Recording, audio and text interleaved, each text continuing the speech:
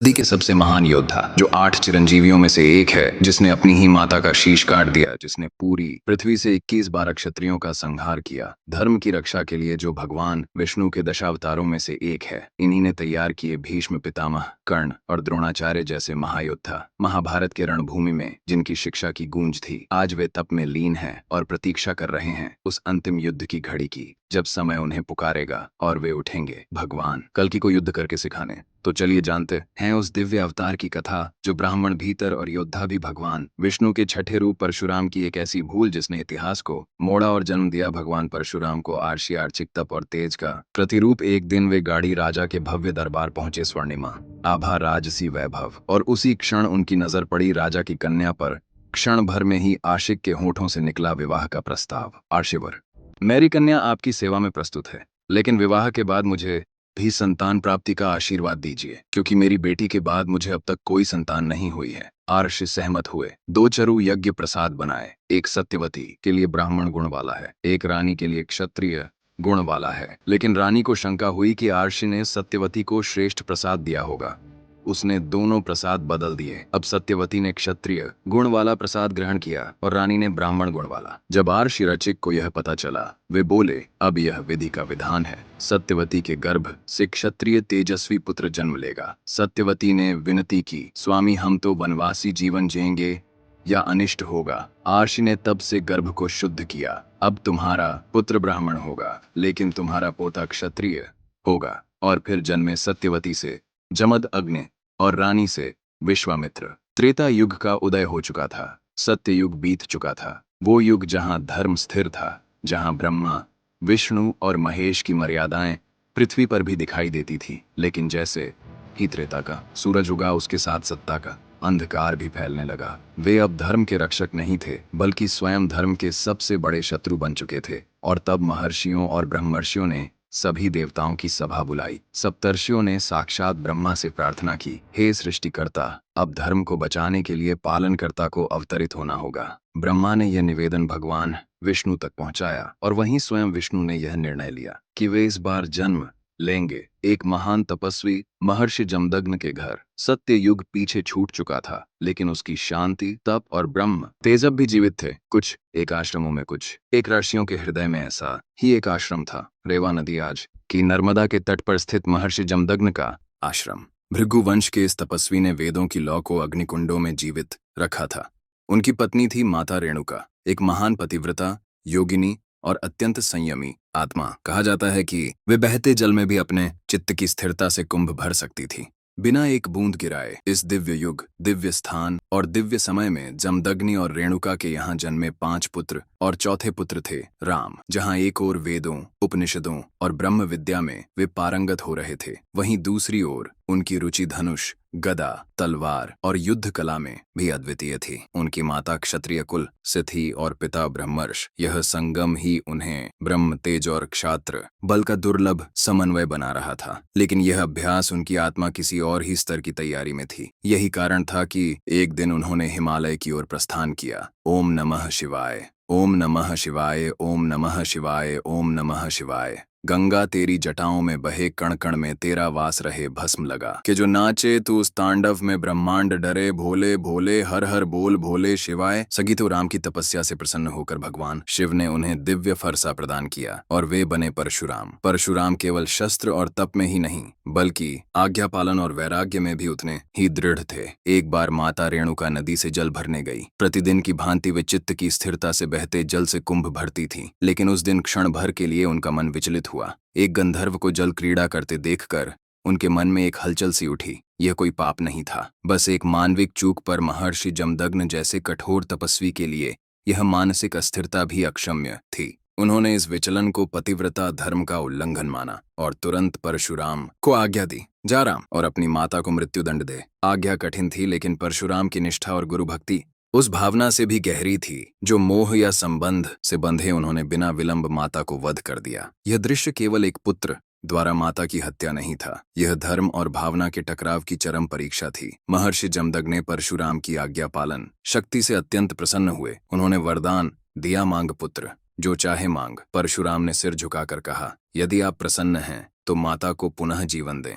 पिता ने आशीर्वाद दिया और माता, जो अभी कुछ क्षण पूर्व भूमि पर पड़ी थी, फिर से जीवित हो उठी, जैसे मृत्यु कभी हुई ही न हो, और धर्म के लिए त्याग की परशुरामय पहचान बन गया। त्रेता युग का समय था। मध्य भारत में स्थित एक महाशक्तिशाली राज्य था, माहिष्मती नगरी। उसका राजा था सहस्त्रबाहु। अर्जुन है वंश का शासक। उसे सहस्त्रबाहु कहा गया क्योंकि उसने भगवान दत्तात्रेय की कठिन तपस्या की थी और उन्हें प्रसन्न कर ऐसा वरदान प्राप्त किया जिससे वह 1000 भुजाओं वाला बन गया। दत्तात्रेय ने न केवल उसे बल, साहस और अपराज्यता का वरदान दिया, बल्कि इच्छाओं की पूर्ति करने वाली अनमा, महिमा, लगिमा जैसी सिद्धियां भी प्रदान की। सहस्त्रबाहु अब केवल राजा नहीं था, वह स्वयं को देवतुल्य समझने लगा था।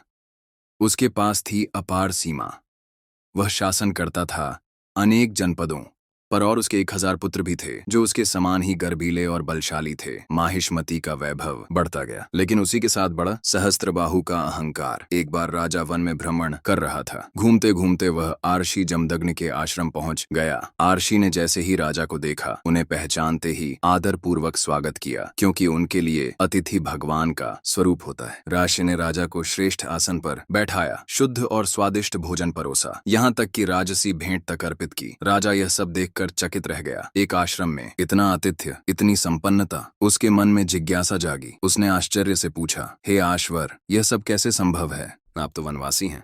फिर भी ऐसा ऐश्वर्य? महर्षि मुस्कुराए और उत्तर दिया, यह सब संभव हुआ है कामधेनु की कृपा से। ये दिव्य गाय हर यज्ञ, तप और आवश्यकता के लिए इच्छित वस्तुएं प्रदान करती है। ये धर्म की साधना का आधार है। सहस्त्रबाहु कामन डगमगाया। अहंकार के भीतर लालच का अंकुर फूट पड़ा। उसने कहा, ऐसी गाय तो किसी तपस्वी के पास नहीं, बल्कि राजा के महल में होनी चाहिए। महर्षि ने शांत स्वर में मना किया, किंतु सहस्त्रबाहु ने उनका अपमान किया और जबरन कामधेन को हाँक ले जाने का प्रयास किया। जब यह बात परशुराम को हुई तो उनका रक्त उबाल मारने लगा। उन्होंने तुरंत भरसा उठाया और उसी वन में पहुंचे जहां सहस्त्रबाहु अभी भी ठहरा हुआ था। वहीं उसी भूमि पर परशुराम ने उसका सामना किया। 1000 भुजाओं वाला अहंकारी राजा एक ब्राह्मण पुत्र के धर्म के आगे ढेर हो गया। पर कहानी यहीं समाप्त नहीं हुई।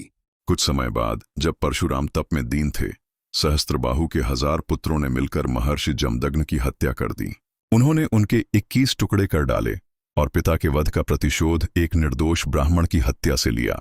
जब परशुराम आश्रम लौटे और अपने पिता का रक्त रंजित शरीर देखा तो उनके भीतर अब केवल दुख नहीं था, बल्कि शुद्ध धर्म अग्नि धधक उठी। उन्होंने पृथ्वी की ओर देखा और प्रतिज्ञा की, मैं संकल्प करता हूं जब तक यह पृथ्वी धर्म के योग्य ना बन जाए, मैं 21 बार क्षत्रियों का संहार करूंगा। उन्होंने फरसा उठाया और अकेले निकल पड़े। पूरे भारतवर्ष में उन्होंने संपूर्ण भारतवर्ष में युद्ध किया। जिधर भी अधर्मी क्षत्रिय दिखाई दिए, जिन्होंने धर्म की मर्यादा का उल्लंघन किया था, वहां उन्होंने न्याय का संहारक बनकर अधर्म को मिटा डाला। उन्होंने एक एक करके 21 बार पृथ्वी से क्षत्रिय वंशों का उन्मूलन किया। यह केवल विनाश नहीं था, यह संतुलन की पुनः स्थापना थी। परशुराम चाहते थे कि इस पृथ्वी पर फिर से वही व्यवस्था लौटे जहां राजा धर्मपालक हो और ब्राह्मण ज्ञान रक्षक। उनका उद्देश्य था एक शुद्ध समाज की स्थापना। और जब उनका कार्य पूर्ण हुआ, जब 21 बार धर्म और अधर्म के बीच की रेखा फिर से खींच चुकी थी, तो उन्होंने युद्ध छोड़ दिया। परशुराम ने तब 21 महायज्ञ किए, हर यज्ञ उसी भूमि पर जहां रक्त गिरा था। उन्होंने भूमि, धन और सारे अधिकार महर्षि कश्यप को समर्पित किए। राम सिया राम जय जय राम, राम सिया राम जय जय राम, राम सिया राम जय जय राम। प्रशंसा। धनुष की गूंज से संपूर्ण सभा स्तब्ध रह गई। उस गूंज ने समस्त दिशाओं को झकझोर दिया। वह आवाज पहुंची महेंद्र पर्वत तक, जहां परशुराम गहन तपस्या में लीन थे। उनका हृदय कांप उठा। शिव धनुष टूटा। किसने ऐसा साहस किया? वे क्रोध में जनकपुर पहुंचे। तेजस्वी नेत्र, गर्जना से भरी वाणी, पूरा दरबार स्तब्ध हो गया। परंतु जब उन्होंने भगवान राम को देखा, उनकी दृष्टि स्थिर हो गई। राम शांत, विनम्र, पर भीतर से अग्निशुद्ध, तेज से दीप्त। परशुराम ने पूछा, क्या तुमने शिव का धनुष तोड़ा? राम बोले, यदि यह अपराध है तो मैं दंड के लिए प्रस्तुत हूं। वह वाणी, वह दृष्टि, वह आत्मबल। परशुराम समझ गए, यह कोई साधारण क्षत्रिय नहीं, यह स्वयं विष्णु है जिनके लिए मैं पृथ्वी पर उतरा था। परशुराम के भीतर का क्रोध श्रद्धा में परिवर्तित हो गया। उन्होंने कहा, हे राम, अब मेरा शस्त्र भी आपका है और मेरा अभिमान भी। कैलाश पर्वत का श्वेत हिम वर्षा के साथ बहती शीतल निर्मल वायु द्वार पर हाथ में गधा थामे नेत्रों में अक दृढ़ता लिए गणेश पहरे में खड़े हैं। दूर बर्फीले मार्ग की धुंध में एक तपस्वी योद्धा आकृति धीरे धीरे स्पष्ट होती हुई दिखाई दे रही है। कंधे पर धनुष, हाथ में फरसा और हर कदम के साथ गूंजती गर्जना मानो स्वयं पर्वत को चुनौती दे रही हो। हे महापुरुष, लगता है आप रास्ता भूल गए हैं। कहिए आप कहाँ जाना चाहते हैं?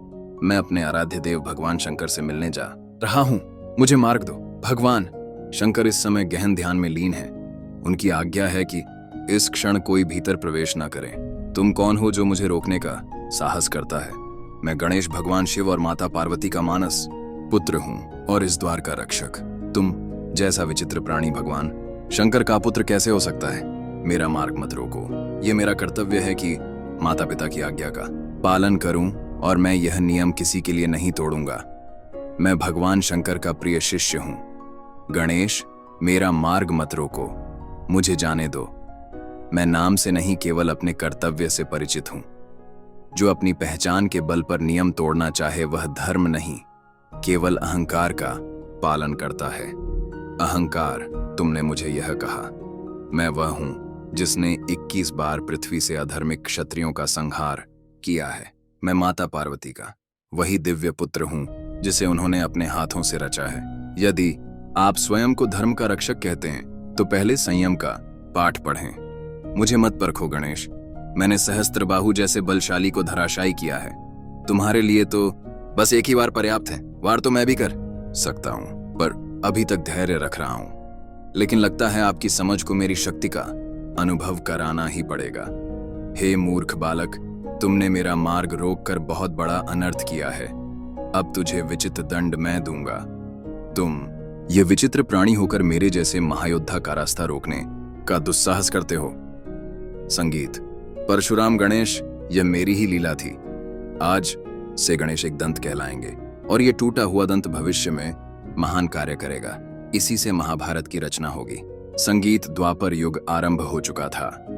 काल धीरे धीरे उस महायुद्ध की ओर बढ़ रहा था जिसे इतिहास ने महाभारत के नाम से जाना।